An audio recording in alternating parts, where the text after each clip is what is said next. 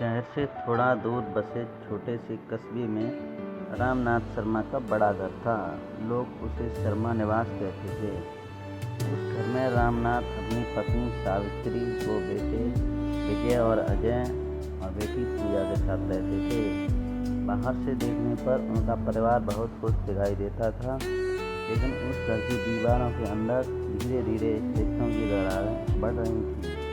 रामनाथ जी ने पूरी जिंदगी मेहनत करके अपना कारोबार खड़ा किया था। उनकी एक बड़ी किराने की दुकान थी जो पूरे इलाके में मशहूर थी। बड़ा बेटा विजय पिता के साथ दुकान संभालता था, जबकि छोटा बेटा अजय पढ़ाई करके शहर में नौकरी करना चाहता था। एक शाम खाने की मेज पर रामनाथ जी ने कहा, अब मैं बूढ़ा हो रहा हूँ, चाहता हूँ कि विजय और अजय दोनों दुकान संभालें। अजय ने धीरे से कहा, पिताजी मैं नौकरी करना चाहता हूँ, मैंने शहर में इंटरव्यू दिया है। इतना सुनते ही विजय का चेहरा उतर गया। उसे हमेशा लगता था कि वह अकेला ही परिवार की जिम्मेदारी उठाता है। विजय गुस्से में बोला, मतलब मैं ही सारी जिंदगी दुकान में खटता रहूं और साहब शहर में नौकरी करेंगे। सावित्री ने समझाने की कोशिश की, बेटा हर किसी के अपने सपने होते हैं। लेकिन विजय चुपचाप खाना छोड़कर उठ गया। दिन बीतते गए, अजय की नौकरी लग गई और वह शहर चला गया। धीरे धीरे घर में दूरियां बढ़ने लगीं। विजय अंदर ही अंदर जलने लगा। उसे लगता था कि माता पिता अजय को ज़्यादा प्यार करते हैं। कुछ महीनों बाद पूजा की शादी तय हुई। घर में खुशियों का माहौल था। रिश्तेदार आने जाने लगे, सजावट होने लगी। लेकिन शादी के खर्च को लेकर विजय और रामनाथ जी में बहस होने लगी। इतना पैसा खर्च करने की क्या ज़रूरत है? विजय चिल्लाया।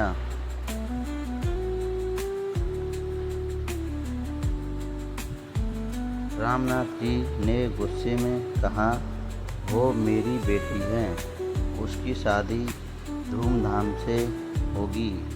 विजय ताना मारते हुए बोला, हाँ, क्योंकि पैसा तो दुकान से आता है जिसमें दिन रात मैं मेहनत करता हूँ।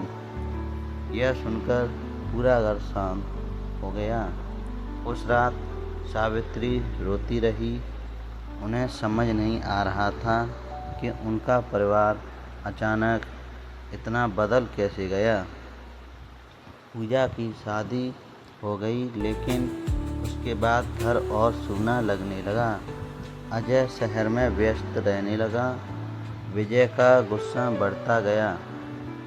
एक दिन विजय ने पिता से कहा, दुकान और घर मेरे नाम कर दीजिए। रामनाथ जी हैरान रह गए। अभी मैं जिंदा हूँ विजय। विजय बोला, तो क्या हुआ, आखिर सब संभाल तो मैं ही रहा हूँ। यह बात रामनाथ जी के दिल में उतर गई।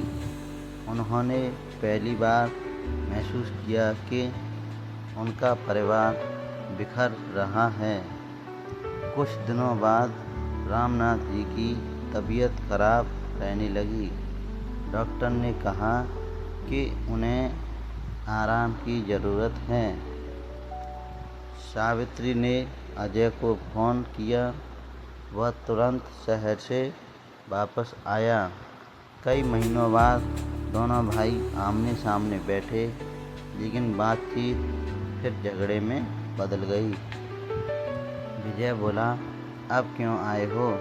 पिताजी की संपत्ति चाहिए। अजय ने गुस्से में कहा, मुझे किसी चीज़ का लालच नहीं है। दोनों भाइयों की आवाज़ें इतनी तेज हो गईं कि रामनाथ जी कमरे से बाहर आ गए।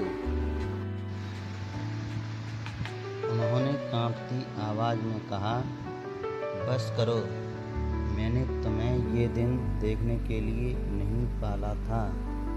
अचानक उन्हें सीने में दर्द उठा और वे नीचे गिर पड़े। पूरा घर घबरा गया। उन्हें अस्पताल ले जाया गया। डॉक्टर ने कहा कि हार्ट अटैक था। अस्पताल के बाहर पहली बार दोनों भाई चुप बैठे थे। उनके बीच कोई बहस नहीं थी, सिर्फ डर था। सावित्री रोते हुए बोली, अगर तुम्हारे पिताजी को कुछ हो गया तो मैं कभी खुद को माफ़ नहीं करूँगी। यह सुनकर विजय की आंखें भर आईं। उसे बचपन याद आने लगा, कैसे पिता उसे कंधों पर बैठाकर मेले ले जाते थे, कैसे अजय उसके पीछे पीछे घूमता था, कैसे पूरा परिवार एक साथ हंसता था। उधर अजय भी अंदर से टूट चुका था। अगले दिन रामनाथ जी को होश आया। उन्होंने दोनों बेटों को पास बुलाया। धीरे से बोले, दौलत घर बना सकती है, परिवार नहीं। दोनों भाई रो पड़े। विजय ने अजय का हाथ पकड़ लिया। मुझे माफ़ कर दे भाई, मैं अकेलापन और जिम्मेदारियों में इतना उलझ गया कि रिश्ते भूल गया। अजय भी रोते हुए बोला, गलती मेरी भी थी, मुझे घर से इतना दूर नहीं जाना चाहिए था। सावित्री की आंखों में पहली बार राहत दिखी। कुछ महीनों बाद अजय ने फैसला किया कि वह शहर की नौकरी छोड़कर अपने कस्बे में ही नया काम शुरू करेगा। विजय और अजय ने मिलकर दुकान को बड़ा सुपरमार्केट बना दिया। धीरे धीरे घर में फिर हंसी लौट आई। एक दिन शाम को पूरा परिवार आंगन में बैठा था।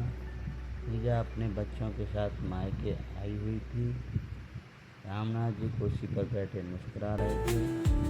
उन्होंने आसमान की तरफ देखते हुए कहा, घर ईंटों से नहीं, साथ रहने से बनता है। उस दिन बरसों बाद शर्मा निवास का टूटा हुआ आंगन फिर से जुड़ गया। दोस्तों, कहानी अगर अच्छी लगी हो तो वीडियो को लाइक करें, चैनल को सब्सक्राइब करें।